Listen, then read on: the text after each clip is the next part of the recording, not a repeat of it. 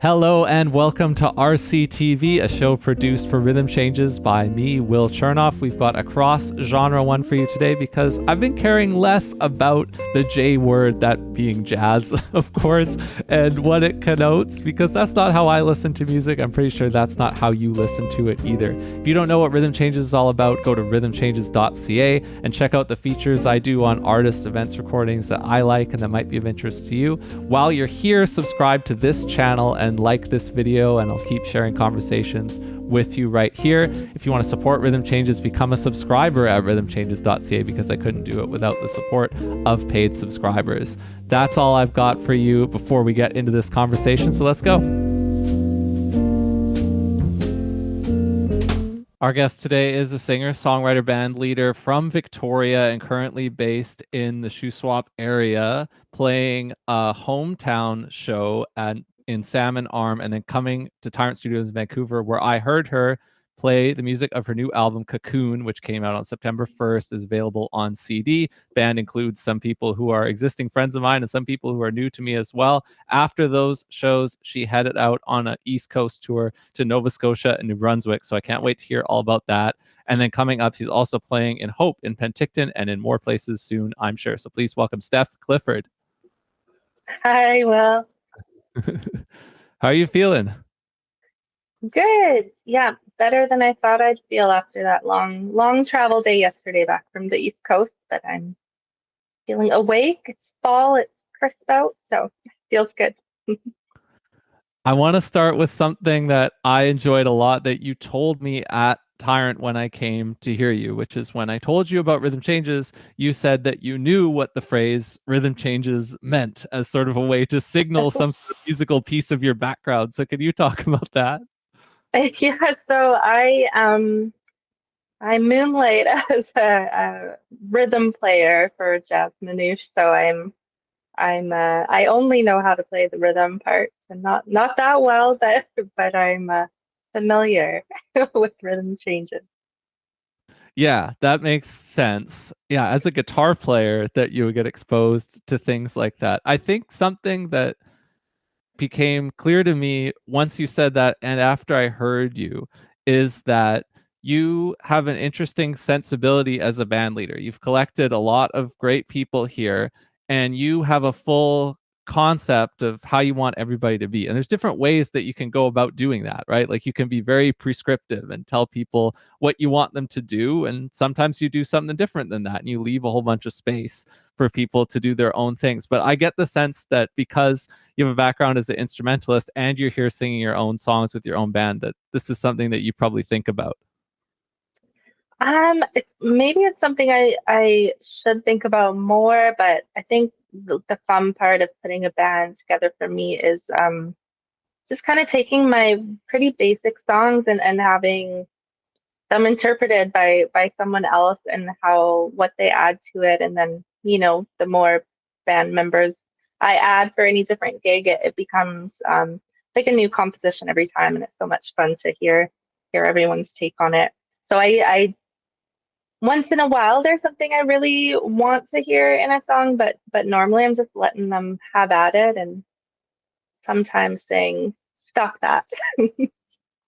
Yeah, it depends. And you have different groups of people too. Like there were some musicians down at Tyrant, both of whom I happen to know pretty well already, and they were not on the Cocoon recording session, which happened down here in Vancouver at Afterlife Studios. So if we look at kind of who you're playing with, I think there's some interesting stories there. And somebody in your band on the record is a very well-known person to the Vancouver jazz scene as well. But do you just want to talk a little bit about, let's say for the recording band, you've got lead guitar, you've got a multi-instrumentalist role, sort of like guitar, pedal steel, keys even, and then you've got bass and drums. So can you talk about the four people who are with you on the record and kind of your background with those guys?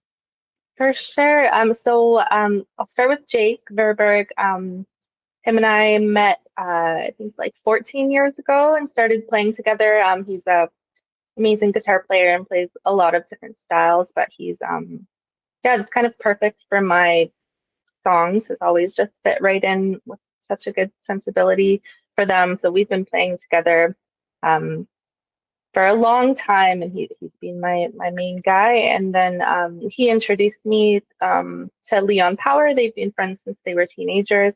Yeah, well-known drummer, very successful in that respect. But I got to work with Leon as a producer for the first time, doing this album for the Peer Pressure Song Club that I did we released last November. And so having him drum on that and produce that record was such a gift, and I was so excited he wanted to work together again. So I was really lucky to have him there doing that. And he, of course, brought in his good friend Matt Kelly. Matt is the multi-instrumentalist. He's such a juggernaut, just bouncing around to all the keys in the room and the pedal steel and guitar, just amazing, tasteful, beautiful player. So lucky to work with him on both those albums as well. And then this record, we met James Meger, who's just a wonderful person and so talented. And yeah, it was one of those things. We just brought the songs into the room and just started playing them together as a band. And so I just kind of, Leon had a lot of directions that he thought it should go in. So I was kind of worked off that, but it was really fun just to hear everyone jamming it out. And that's what became the album for the most part. Yeah, Leon Power on drums, Matt Kelly on the multi-instrumentalist role, as we called it. They both played in the band City and Color, right? That's right. Yeah. Yeah, both playing with City and Color for a long time now. And yeah, Leon also plays with Frazee Ford, and Matt also plays with Alexis on Fire, and various other people. Pink he's been playing with Dallas Green. So yeah, he's I just feel so lucky to be able to work with these guys, and yeah, call them friends. They're the sweetest. Yeah, and then the two other folks, I mean, I remember when I showed up for my first day at Capilano University's jazz program, I was put in a class with this guy named Dan Smith, who was a guitar player, and he was in the multi-instrumentalist role at the show at Tyrant where I heard you, and then Jake McIntyre-Paul was there on bass instead of James. That's right. Yeah. So I met both of those guys through, it's a pretty tight-knit music scene here in the Shuswap. And there's a great jazz club, and that's where I think I can't remember the first time I met these guys, but it was surely through the jazz club here. I remember when Dan came on the scene here, and everyone was talking about him before I met him. Just his guitar playing is phenomenal and just really exciting. And so, yeah, getting to start to play with him the past few years has been really fun. And then we asked him to do this show and kind of fill Matt's role on guitar. So we'd have double guitars, but Dan went out and bought a pedal steel a few months ago and learned it for the big show in Salmon Arm and then the show in Vancouver. So that was really fun and incredible to watch him pick that up real quick. And then Jake McIntyre-Paul, another incredible player. It's been amazing watching him. I don't know, he's quite a bit younger than me, so I feel like I've watched him do so much in the time I've known him for the past decade or so. He's going to Capilano, but even before that was just ripping on that bass and his own guitar composition. So we play with him here quite a bit when he is around, but it was fun to meet him in Vancouver and get to have him on that show. It was a treat. There's a type of guy that's just dying for an excuse to buy a pedal steel. So you provided one here. Yeah, and I think he might be the only guy in our town who has it, so he'll be busy. Yeah, it's funny to think about our town that you just said, because it's great. Like, you have all these Shuswap Salmon Arm ties in your band, and that led me in my mind to assume incorrectly that you were born and raised in this area, but you're from Vancouver Island, but you now live in the Shuswap. That's right. Yeah, I first moved out to Revelstoke, as you do when in your early 20s and want to go have a good time. And ended up meeting Jake and a bunch of people from the Shuswap in Revelstoke, and just ended up sticking around because there's it's beautiful, and such a good group of people, and we have a lot of opportunity to play out here. So it's been a really nice home to kind of grow as a musician. Yeah, because in particular, like your Instagram handle at this time, it's been Steph C of Grindrod, and that's a very small community along. It's, if I'm not mistaken, it's like between, maybe no, I don't think it's between Enderby and Salmon Arm. It's like the different way, like the way where you go to Sycamoose, right? Right, yeah. It's yeah, you kind of turn almost in Glenrod to go to Salmon Arm from Enderby, but it's on the way to Sycamoose. Yeah, right on the highway. Yeah. How often do you find yourself coming to do things like what you did at Tyrant Studios? Like, I know I was going to ask you about some other musicians you collaborated with recently, but I saw that you joined forces with Maria Barrington Foote, my sister Maria, her band at the Heatley. So you came down for that in August at the end of the summer. But how often do you find yourself in the Lower Mainland when you're living up there for all kinds of reasons? Well, I find myself on Vancouver Island quite a bit visiting my family, but Vancouver the past couple of years, more often, which has been nice. We did that Peer Pressure Song Club album I talked about was with a musician who lived in Vancouver, and so we were down there recording that with Eric Nielsen at his studio, and we then did a release uh, party show concert at the Wise Hall. And so spent quite a bit of time down there for the past few years, which has been so fun. But it was nice to set up these kind of smaller shows and get my feet wet playing some of the Vancouver venues, and meeting my sister Maria and Daniel. I met them in Salmon Arm, actually. They came up for a show here with a Toronto musician, Emily Steinwall. And so I met them doing that. We had a connection through some other friends. And so they put a show together and asked me to play. And yeah, they blew my mind. So I felt super lucky they wanted to do that show at the Heatley with me in September. It was amazing. Or August, I guess. That's such a great illustration of how this actually plays out and how people get to know each other. Because yeah, the My Sister Ria and Emily Steinwall tour that happened back in the spring. I recall this when Emily was here in Vancouver and playing around and was playing with some of my jazz friends who were horn players who knew Emily from Toronto as well. And so then yeah, they went up there and then you interact with them, and the next thing you know, you're down here playing together. That happens all the time. Yeah. Yeah, it was awesome. And yeah, my connection to them was, I think my friends, the band Mosey Bones, had met Emily in Ontario shows, so it all kind of trickled over here, which is so nice.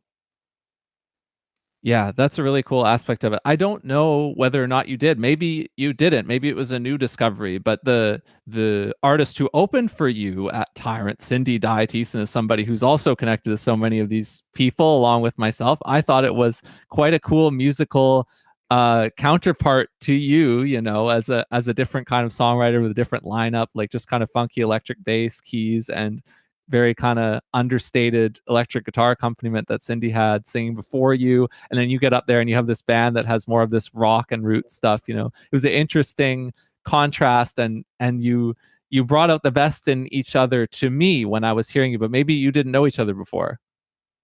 I didn't know them. No, Daniel had set that up, and I'm so glad he did, because they another band that blew me away. And yeah, it turns out we were quite connected. Her Cindy's husband was playing at the Salmon Arm Jazz Club that same night, and Dan Smith knew at least her husband. I can't remember if he'd known Cindy as well, but yeah, it was cool to have that connection. And yeah, I can't wait to see more of them. I hope they come up here, and I hope I get back down there to see more shows. They were amazing. That's right. That's so funny as well, because I think it's with the band of Casey Thomas Burns, trombonist, vocalist, and Dean Thiessen was out there in Salmon Arm, and you're down here. That's right. Yeah. Yeah. So I really want to hear about this tour while we're talking about places and shows. So this is very fortuitous timing because you just kind of got home and you had these tour dates. So it's like, if I remember from the poster, kind of half in Nova Scotia and half in New Brunswick. So let's pick the most recent one, which I think was New Brunswick, right? Right? How's been your time there and the shows that have happened in New Brunswick over the last couple of days? So fun. Yeah, we played 3 shows in New Brunswick. You're exactly right. 3 in Nova Scotia, 3 in New Brunswick. And it was fun. Nova Scotia was kind of like rural, really small, intimate little out of the city venues. And then New Brunswick, it was nice to get into the city and kind of feel that vibe. Played at a really great, the last show we did was at this place called The Cap, and they were just voted New Brunswick's best venue of the year. So it was exciting to play there. They have 3 venues in the same building, like the main Cap, and then they have Wilsers Hall, which is where we played. It's just a really intimate upstairs bar. You kind of go around the back and up some stairs and feel really tucked in and cozy. So it was a perfect place for a couple of folky songwriters. And that tour was just kind of me and kind of my solo set, but with my friends on keys and harmony. So it was much more pared down than what you saw in Vancouver. But it was really nice to do that. Yeah. Was that your first time in either of those provinces, or these places that you toured to before? No, first time out east, first time past Montreal, and I've never really toured at all actually. So it was my first thing that felt like a real tour. Yeah, I'm really grateful. My friend Katie Marty, who's a wonderful songwriter, she set it all up. She's from there and lives there now. So we had done that Peer Pressure Song Club group challenge and album together. So we were meant to do that tour as the 3 of us, the 3 members of that song club, but our friend Mike Shaver just, got a new baby, so he chose a priority that made more more sense than touring across the country. But it was fun to keep it simple and just do the 2 of us. And yeah, it's a beautiful place, beautiful people. It felt really nice to get out and play somewhere new. Yeah, because you said first time east of Montreal sounds like not only first tour, but first visit, right, to those Yes, places. yeah, completely. Yeah, it was really nice, and I had a great tour guide, someone who knew the area, and then got to meet meet people that she'd known her whole life, and I got to kind of get into a good crowd right away, so it was really nice. Yeah, so you're from Victoria. You're living in the Shuswap in a more rural area. You know the Lower Mainland. You're going over there for the first time. What vibe do you get from some of these places? You said like Nova Scotia was more rural and New Brunswick it was more city. But when you're out there in these new places, did you feel like, oh, this kind of feels like more like the speed of my current home, and maybe I kind of like that, or did it? What did it feel like to you going to some of these places? Yeah, it really did feel a lot like home. It was kind of a combination of where I live and where I'm from, actually, when I first got there. So I felt very, very at home.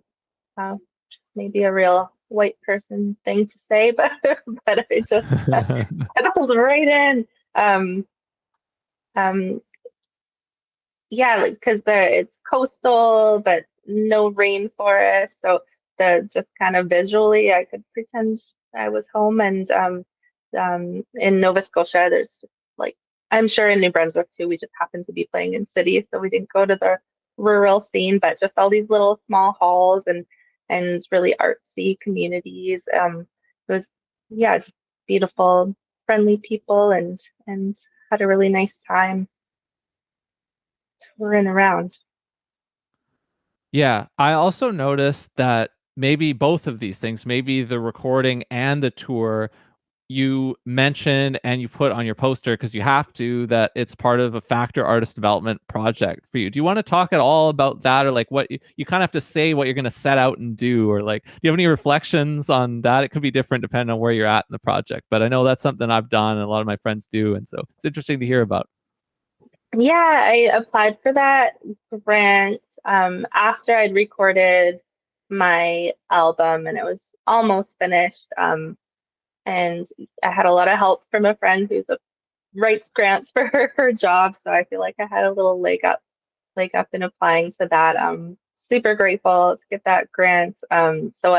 I did have a CD release tour in my plan. You have to, yeah, as you said, really set it out very specifically and have your budget all laid out. So I had a tour and a CD release and some more recording in my plan.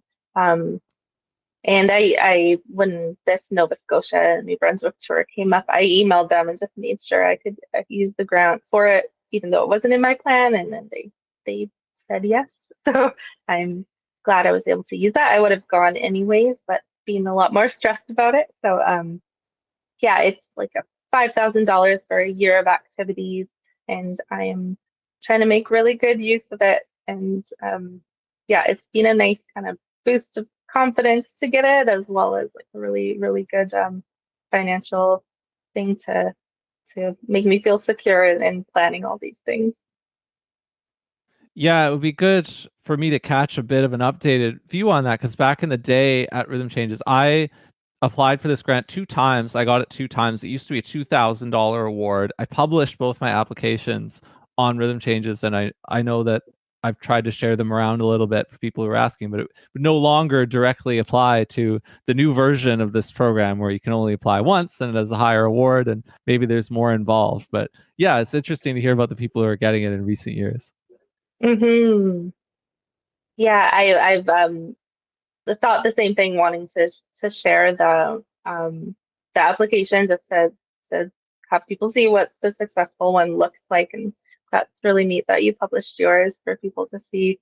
Um, yeah, I hope I can share it with people I know who are trying to get that in the next round. One thing I've also noticed that people are kind of feeling as a pressure in the last 5 years, especially versus how people even did grant funded projects before that, is that the timeline of how far you have to have a view into the future and want to do things, especially in certain genres of music that are maybe less pop and more towards not only just jazz, but also folk too, I would say. The nature of the venues. A lot of these venues, because so many of the performers coming to them are on grant projects, the timelines are getting further out. And you have to start getting used to thinking a lot further out than I remember thinking about in a different era now, I guess. Like you could think, we're talking maybe close to 2 years out at some point with some of these. Have you noticed this with venues or with anything? And how does that stress you out as well, or like what's your reaction to that? Definitely have noticed that. I think when I applied for this grant, I could be like quite vague about the tour specifically, but maybe that was because I had a lot else in my grant, like the recording, my past recording, and I'm planning another one. Um, but definitely there are like touring grants, you have to be so specific. Everything has to be planned and confirmed and, you know, have your guarantee confirmed, which doesn't always exist. But yeah, and definitely trying to book this tour um, has opened my eyes to how lucky I have it here and how much we get to play, because you're right, people are booking, years ahead, um, or just waiting for, the big names to drop in if they have any openings. So yeah, planning a tour is not the fun part of playing music, that's for sure.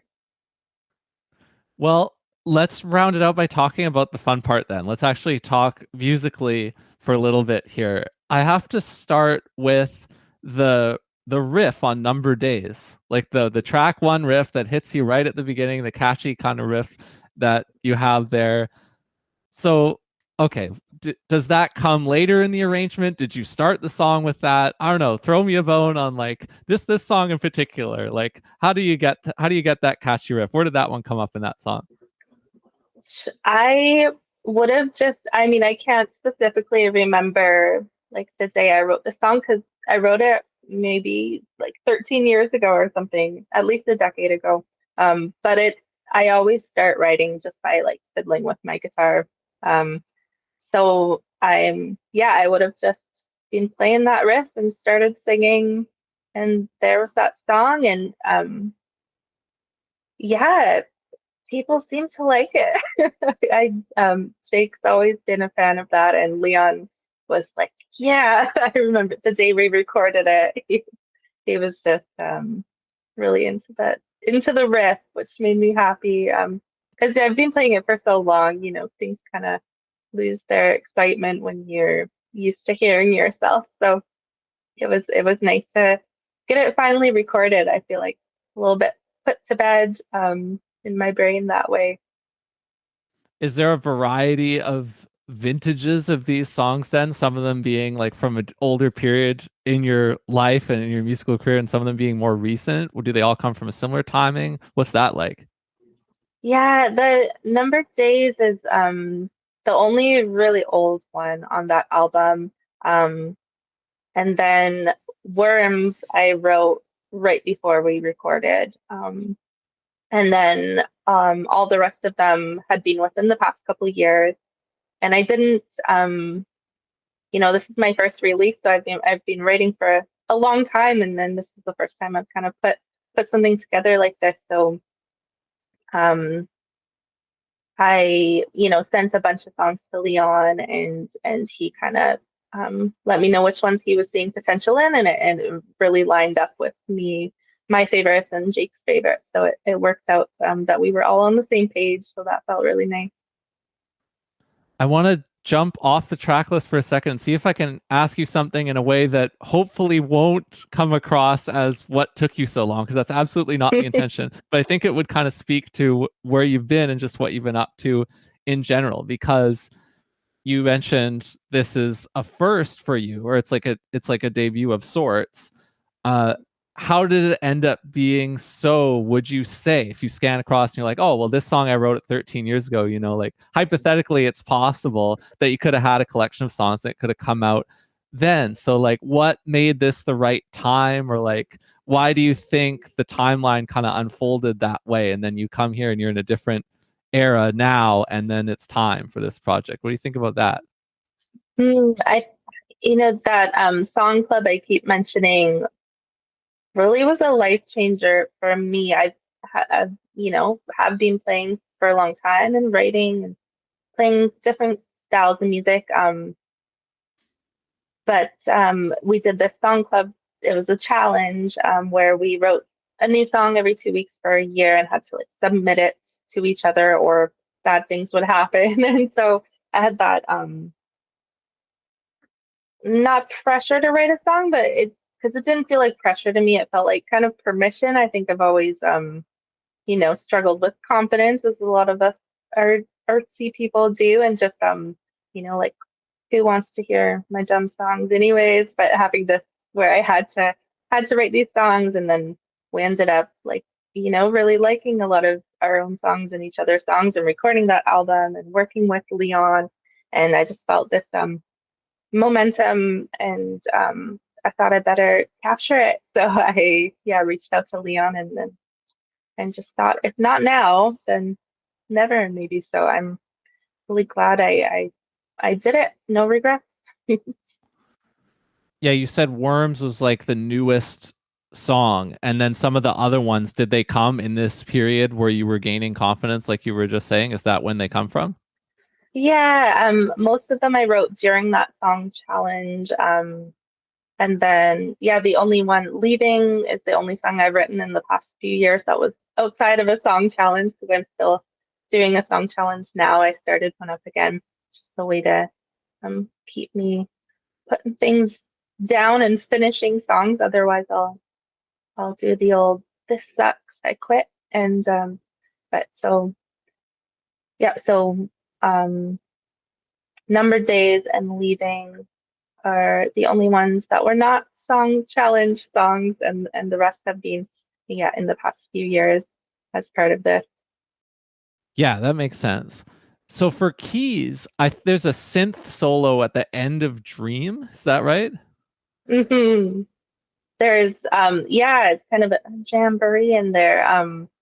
When me and Jake have been performing it, he, kind of ends with some pedal noise, and it's a fun, yeah, we always just kind of vibe out for the end of the song. And so for Dream, I'm trying to remember, I think the organ was added, or it was, would have been organ. Um, Okay, sorry, yeah. I'm the worst at, I'm not sure any of us can remember which organ he played or which thing because there's so many keys in Afterlife Studio. The only one I know for sure is that old pump organ on Worms, but yeah, in Dreams, yeah, I love what Matt added onto there. Yeah, I've only been in one studio recording session this year, and it was with John Ram at Afterlife Studios, and that was my first time in the space. Was the Cocoon session also your first time in that space? What did you think of that space when you walked into it? It's a unique place. Yeah, it was my first time there, and I immediately loved it. It's got such a cozy feeling, and John's also got a really cozy feeling. Um, yeah, I feel so lucky I got to record there. That was Leon's suggestion. He thought it would be a spot where I feel comfortable. He knows what kind of anxious person I am, so he picked good. Yeah, I think a lot of your arrangements can appeal to a certain kind of person who likes jazz and adjacent stuff in a similar way that I do. Like I'm a bassist and guitarist, and I like a lot of kind of things that are driven by guitar sounds. And over the years, I've kind of gotten more engaged with like the more experimental sides of that. So in some cases, just from following other artists and like listening to other records of theirs that were more experimental. Like I maybe first got to know their accessible albums, and then like I kind of branched out and I kept going. And now there's all kinds of like random experimental guitar stuff that I like. And I think a lot of your arranging style on this record kind of ended up reminding me of what I like about the softer side of those kind of things. You have a background playing guitar, but not in that style, it doesn't sound like.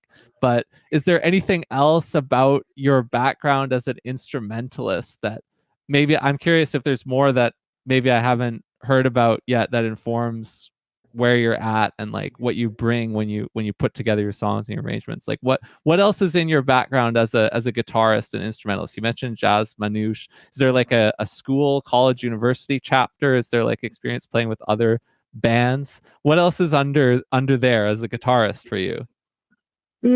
I didn't study anywhere. I've just learned, started learning from friends, and then, just learning other people's songs. It's kind of how I progressed, and then learning to play rhythm for jazz kind of expanded my mind that way. And yeah, I think we play a lot here, just kind of in the folk scene, and try to play bluegrass and things like that. But I think when I write now, since I've played with Jake for so long, I'm leaving space for his improvisations. I don't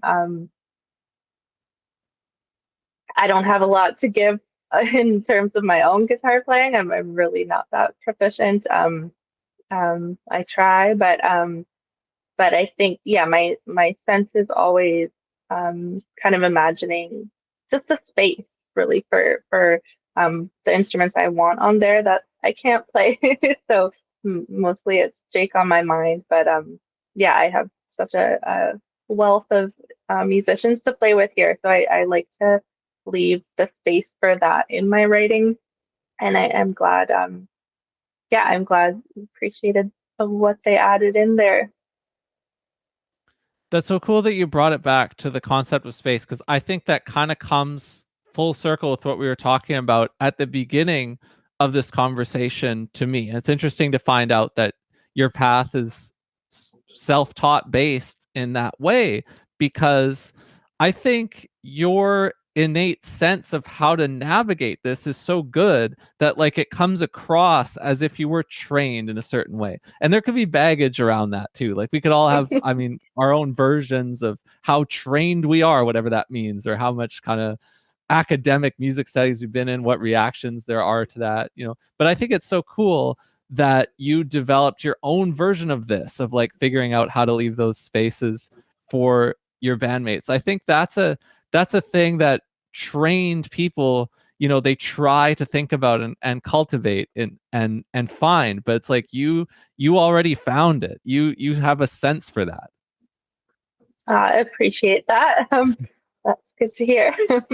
I think Yeah, like it comes across guitar wise, especially because you've often got two guitarists, you know, so that's why I was thinking about it.